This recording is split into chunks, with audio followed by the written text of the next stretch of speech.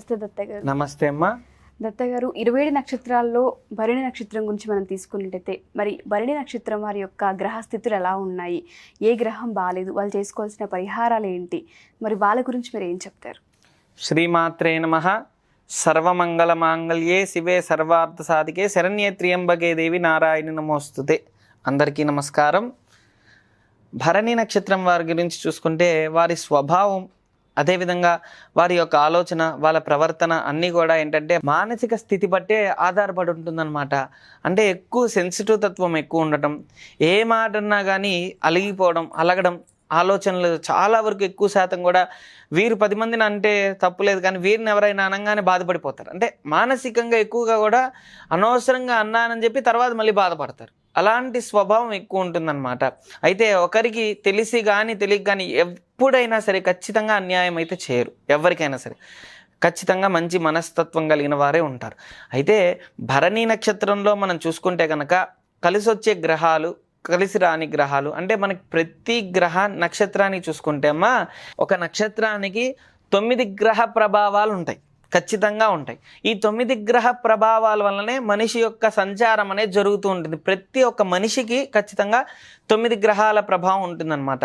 అయితే భరణి నక్షత్రం వారి యొక్క గ్రహాలు ఏ విధంగా ఉన్నాయి, నీచంగా ఉంటే ఏ ఫలితం ఉంటుంది, మంచిగా ఉంటే ఏ ఫలితం వస్తుందో మనం చూసుకుంటే కనుక భరణి నక్షత్రంలో రవిగ్రహం కనుక సంచారం జరుగుతూ ఉంటే ఎప్పుడు కూడా స్పీడ్గా ఉండటం, మాట్లాడేది స్పష్టంగా మాట్లాడటం, ప్రతి విషయంలో అవగాహన ఉండటం, ఎప్పుడైనా సరే ఎదుటి వ్యక్తి లోపల ఏదన్నా అనుకుంటే ఇతను బయటకు చెప్పేసేయడం, నువ్వు ఈ విధంగా అనుకున్నావు కదా, నువ్వు ఈ విధంగా చేస్తున్నావు కదా అని లోపలిది అతను ఏదైతే ఎదుటి వ్యక్తి అనుకుంటుంటాడో అది చెప్పేయడం. అదేవిధంగా తండ్రి నుంచి మంచి సపోర్ట్ ఉండటం, చిన్నప్పటి నుంచి కూడా తండ్రి మంచి సపోర్ట్ ఉండడం, అన్నిట్లో అనుకూలం ఉండటం, అన్నిట్లో స్పీడ్ ఉండటం జరుగుతుంది. అన్ని ఆటల్లో కూడా స్పీడ్ ఉంటారు. అయితే అమ్మ రవి గనక జాతకంలో రవిగ్రహం నీచంగా ఉంటే, భరణి నక్షత్రం వారు జాతకంలో గనక రవిగ్రహం నీచంగా ఉంటే చిన్నప్పుడే తండ్రిని కోల్పోవడం, తండ్రి నుంచి సపోర్ట్ లేకపోవడం, ఎంత ప్రేమించినా కానీ తండ్రి నుంచి సపోర్ట్ రాకపోవడం. చాలామంది ఏం ఆలోచిస్తారంటే అమ్మ ఈ కాలం ప్రతి వాళ్ళు కూడా మా నాన్న నుంచి సపోర్ట్ లేదు, మా అమ్మ నుంచి సపోర్ట్ లేదు, మా అన్నయ్య నుంచి సపోర్ట్ లేదు అంటారు. కానీ జాతక పరంగా మనం చేసుకున్న పూర్వజన్మ సుకృతం వల్ల, ఆ గ్రహస్థితుల వల్ల మనకేమవుతుందంటే మనకి వాళ్ళు ఏదో ఇవ్వాలనుకున్నా, వాళ్ళు ఏదన్నా మంచి సపోర్ట్ ఇద్దామనుకున్నా అది మనం అందుకోలేం. మన యొక్క బద్ధకం అవ్వచ్చు, మన స్థితిగతులు అవ్వచ్చు, మన మైండ్ అవ్వచ్చు, ఏదైనా సరే వాళ్ళు మనకి ఇద్దామనుకున్నది మనం తీసుకోము, అది భూమి పాలైపోవాల్సిందే, కానీ మనం అందుకోలేం. అలాంటి స్వభావంతోనే జనాలు ఉంటారు.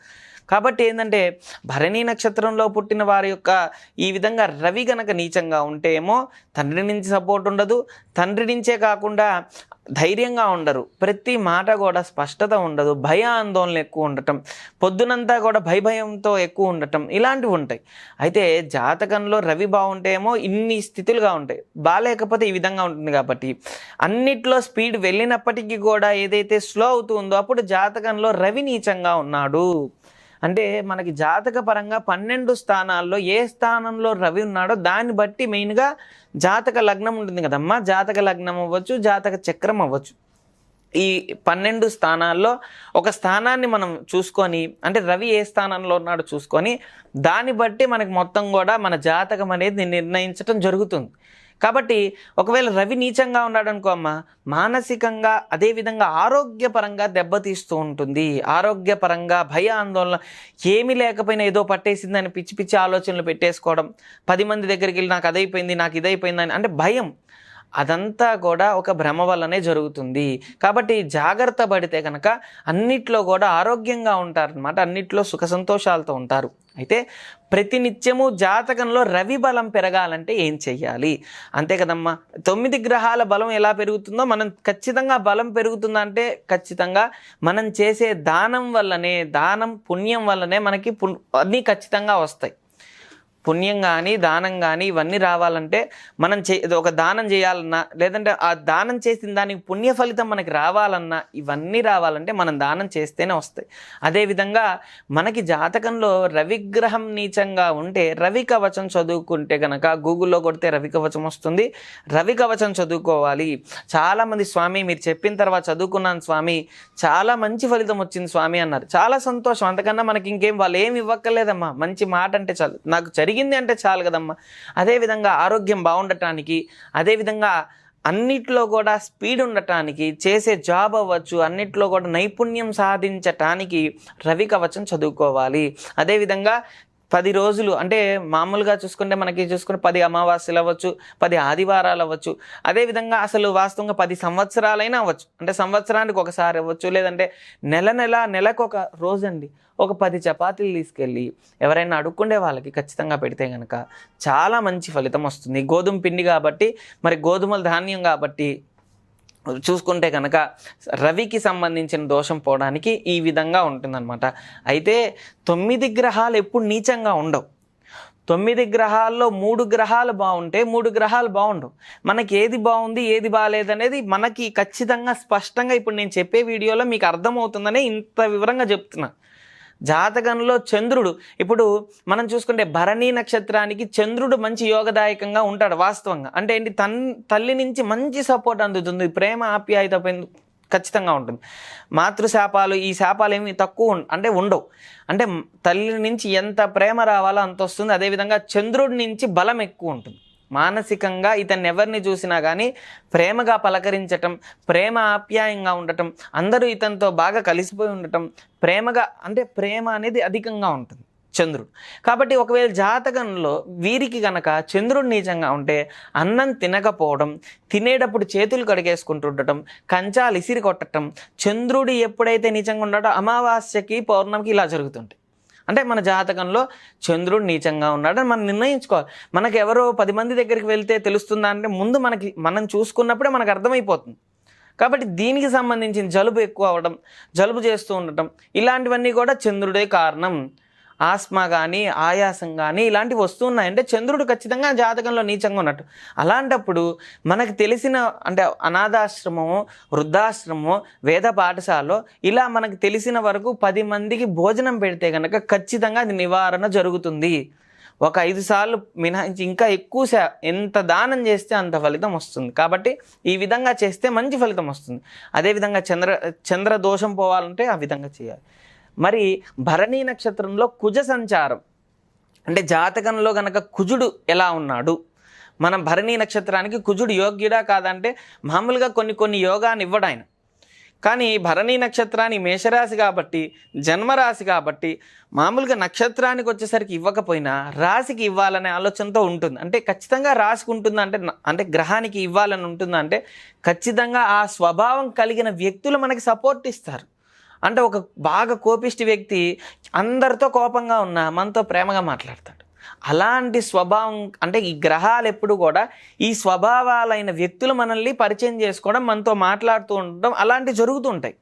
కాబట్టి ఒకవేళ కుజుడు జాతకంలో నీచంగా ఉంటే ఈ యొక్క భరణీ నక్షత్రం వాళ్ళు అప్పులు చేస్తూ ఉండటం, అప్పులు పాలవుతూ ఉండటం, అనవసరంగా పక్కవాడి దానిలో ఇరుక్కుంటూ ఉండటం, అదేవిధంగా ఇతను కొన్ని ఏంటంటే ఐపీఎల్ పెట్టి వెళ్ళిపోవడం, లేదంటే ఎక్కువ శాతం అప్పు బాగా ఉండటం, ఏదో చిన్న స్థలం తీసుకుంటే అది 10 లక్షలకి తీసుకుంటే అది 5 లక్షలకి అయిపోయి అది అప్పులు పాలై అట్లా అప్పులు అవుతూ ఉండటం, ఇలాంటివి ఎక్కువగా కూడా జరుగుతుంటుంది. అయితే జాతకంలో కుజుడు బాగున్నాడు అనుకో అమ్మ, చూడండి అన్ని డిఫరెన్స్ మనకు తెలుస్తుంది. నీచంగా ఉంటే మంగళవారం రోజు ఇబ్బందులు పడుతూ ఉండటం, మంగళవారం వచ్చిందంటే ఇంకొక అప్పు కొత్తగా కనపడుతూ ఉండటం, ఇట్లా జరుగుతుంది నీచంగా ఉంటే. మంచిగా ఉంటే కనుక మనం మంగళవారం తిరిగే లోపు, ఇంకో మంగళవారం వచ్చేలోపు ఎంతైతే అప్పు తీసుకున్నాడో అంత అప్పు తీరుస్తూ ఉండటం. అంటే 1,00,000 తీసుకున్నాడు అనుకోండి, ఇంకో చోటు నుంచి 1,00,000 తీర్చి సంపాదించి అలా చేయగలుగుతూ ఉంటారు. అంటే జాతకంలో కుజుడు బాగుంటేమో మంచి స్థితి కలుగుతుంది, నీచంగా ఉంటేమో అప్పులు కలుగుతూ ఉంటాయి. అంటే భరణీ నక్షత్రం వారికి. కాబట్టి ఇది చూసుకోవాలన్నమాట. నీచంగా ఉంటే ఇంకా చాలా ఉంది, ఇంకా డెప్త్కి వెళ్తున్నామంటే ఇప్పుడు కూర్చుంటే అయిపోదమ్మా, అంత ఉందన్నమాట. కాబట్టి ఈ విధంగా ఉంటుందన్నమాట కుజుడు. అదేవిధంగా బుధుడు, మనం జాతకపరంగా ఏంటంటే భరణీ నక్షత్రం వారికి బుధుడు మంచి యోగంగానే ఉన్నాడు.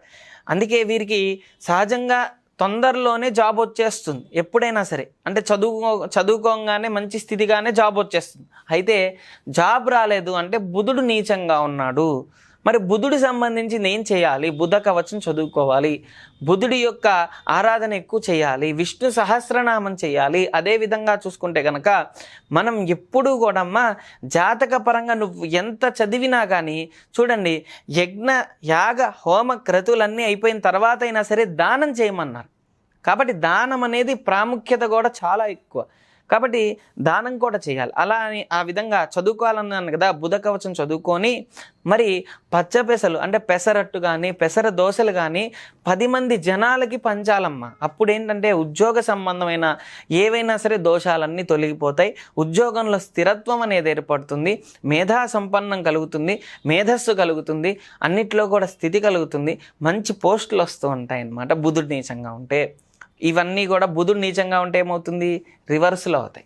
కాబట్టి బుధుడు మంచి స్థితిలో ఉంటే అన్ని లాభాలు చేకూరుతాయి. మనం ఇవన్నీ చేయక్కర్లేదు. బుధుడు బాగున్నాడు అనుకోండి, ఎవరికి దానాలు చేయక్కర్లేదు, ఎవరికి ఇవ్వక్కర్లేదు, అన్నీ వచ్చేస్తాయి. కానీ అలా ఒకవేళ మంచి స్థితిలో ఉన్నా మనం దానం చేస్తే అది మన యొక్క స్వభావం బట్టే ఉంటుంది. దానం చేస్తే మనకే మంచి ఫలితం ఉంటుంది. కాబట్టి ఈ విధంగా ఉంటుంది బుధుడు. అదేవిధంగా జాతక పరంగా భరణీ నక్షత్రం వారికి గురువు గనక నీచంగా ఉంటే వాస్తవంగా ఏంటంటే గురువు మంచి ఎప్పుడు కూడా బాగా సపోర్ట్గానే ఉంటుందన్నమాట. అంటే అన్ని నక్షత్రాలకి గురు బలం ఎక్కువ ఉంటుంది. గురువు గనక నీచంగా ఉంటే చదువు రాకపోవడం, చదువులో అనుకూలత లేకపోవడం, గవర్నమెంట్ జాబ్ వచ్చిన దగ్గర నుంచి కూడా వాళ్ళకి మానసికంగా ధైర్యం లేకపోవడం, చేయాలని ఇంట్రెస్ట్ లేకపోవడం. కొంతమంది అమ్మ గవర్నమెంట్ గురువు నీచంగా ఉంటే చేతులారా గవర్నమెంట్ జాబ్ వచ్చేసి చెడగొట్టుకొని వదిలేసిన వాళ్ళు కూడా ఉంటారు. అంటే జాతకంలో గురు నీచంగా ఉంటాయి. కాబట్టి గురు మంచి స్థితిలో ఉంటే మంచి స్థిరమైన జాబ్ చేస్తుండడం, గవర్నమెంట్లోనే మంచి స్థితి కలుగుతుంది, అన్నిట్లో కూడా అనుకూలత ఉంటుంది, విద్యాపరంగా మేధా సంపన్నులు అవుతారనమాట భరణి నక్షత్రం వారు. అదేవిధంగా శుక్రుడు కనుక చూసుకుంటే వివాహపరంగా అన్నిట్లో బాగా ఉండటం, యోగ్యంగా ఉండటం, మంచి స్త్రీ లభించటం, ఆ పురుషుడు కూడా లభించడం, అంటే వివాహం వాళ్ళకి మంచి స్థితి కలగడం, భార్యాభర్తల అనుకూలత ఉండటం, అన్నీ బాగుంటాయి. శుక్రుడు నీచంగా ఉంటే ఇవన్నీ రివర్స్లో గొడవలు అవుతూ ఉండటం, మనస్పర్ధలు ఉండటం, టెన్షన్స్ ఉండడం, టార్చర్ ఉండడం, ఇవన్నీ జరుగుతాయి. కాబట్టి శుక్రుడు నీచంగా ఉన్నా, గురు నీచంగా ఉన్నా, గురు నీచంగా ఉంటే దత్త చరిత్ర పారాయణ చేయడం మంచిది. అదేవిధంగా శుక్రుడు గనక నీచంగా ఉంటే కనుక లక్ష్మీదేవి ఆరాధన చేయడం మంచి ఫలితాన్ని ఇస్తుంది. శుక్ర కవచం చదువుకోవాలి. అదేవిధంగా గురు నీచంగా ఉంటే గురు కవచం, దత్త చరిత్ర ఇవన్నీ చదువుకుంటుంటే సత్ఫలితాలు శీఘ్రంగా వస్తాయి అన్నమాట. అదేవిధంగా శని జాతకంలో నీచంగా ఉంటే సహజంగానే ఈ భరణి నక్షత్రానికి కనుక శని కనుక నీచంగా ఉంటే చిన్న చిన్న సమస్యలు రావడం, ఎక్కువ శాతం మోకాళ్ళు కానీ కాళ్ళ నొప్పులు రావడం, శత్రువులు ఎక్కువగా కూడా హింసిస్తూ ఉండడం, శత్రువులు మన మాట అర్థం చేసుకోలేకపోవడం. శత్రువులు అంటే ఎవరో కాదమ్మా, మనం తీసుకున్న సంవత్సరంలోపు డబ్బులు ఇవ్వకపోతే వాడు శత్రువు అయిపోతాడు. కాబట్టి అలాంటి వాళ్ళు మనల్ని టార్చర్ పెడుతూ ఇబ్బంది పెడుతూ ఉండటం ఇవన్నీ కూడా జరుగుతాయి. కాబట్టి ఇవన్నిటికీ కూడా నివారణ ఏంటంటే శని కవచం చదువుకోవడం మంచిది. అదేవిధంగా అన్నింటిలో కూడా మంచి ఫలితాలు వస్తాయి. శని కవచం చదువుకోవడం, ప్రదక్షిణాలు చేయడం, వాకింగ్ చేయడం, ఇవన్నీ కూడా చేస్తూ ఉంటే మంచి ఫలితం తొందరగా వస్తుంది, ఆరోగ్యంగా ఉంటుందన్నమాట. కాబట్టి రాహుకేతువులు మనం చెప్పుకున్నట్టుగా వాళ్ళ స్థిరత్వ కారకుడు. మనం ఒక జాబ్ చేయాలన్నా, మెయిన్గా ఒక చోట స్థిమితంగా కూర్చొని ఆలోచించాలన్నా కారణం రాహుకేతువులే. కాబట్టి ఈ 2 గ్రహాలు బాగాలేకపోతే కనుక ఎప్పుడు తిప్పుతూనే ఉంటాడు, ఒక చోట జాబ్ చేయరు, ఒక స్థిమితం లేదు, ఒక ఆలోచన లేదు, ఏం ఉండదు. కాబట్టి వీటి వల్లనే మన జీవితం బాగా ఆధారపడి ఉంటుంది. అందుకే ఈ 2 గ్రహాలనే కాలసర్పదోషంగా కూడా చెప్తూ ఉంటారు. అంటే ఇటు రాహు అటు కేతు మధ్యలో గ్రహాలన్నీ ఉంటే కనుక అది కాలసర్పదోష గ్రహం అయిపోతుంది. కాబట్టి కాలసర్పదోషం అవుతుంది. కాబట్టి ఇలాంటిది ఏదైనా సరే జాతకంలో అంటే మనం ఒక్క విధంగా చెప్పాలంటే ఈ 9 గ్రహాలు మెయిన్గా బాగాలేకపోతే ఈ చిన్న చిన్న రెమెడీస్ ద్వారానే మనం మంచిగా చేసుకోవచ్చు. అంతేగాని ఏదో భయపడిపోయి ఎవరినో కలిసేసి ఏదో అయిపోయిందనుకొని ఏదో చేసేస్తే చాలా కూడా మనకే బాధ కలుగుతుంది. ఎందుకంటే ఖర్చుతో కూడినవన్నీ ఎప్పుడు ఏది కదిలిచ్చినా ధనపరంగానే, ధన మూలమిదం జగత్, జనాలన్నింటినీ ఎవరిని కదిలిచ్చినా ధనమే. కాబట్టి నేను చెప్పబోయేది ఏంటంటే అందరూ సుఖ సంతోషాలతో ఉండాలంటే ఇంట్లో కూర్చొని ప్రశాంతంగా చదువుకోండి. హాయిగా మంచి రెమెడీ ఇది. కాబట్టి ఈ విధంగా చేస్తే బాగుంటుంది. Thank you Datta garu. Thank you so much. Om Shri దత్తాయ నమః. ఓం శ్రీ దత్తాత్రేయాయ నమః.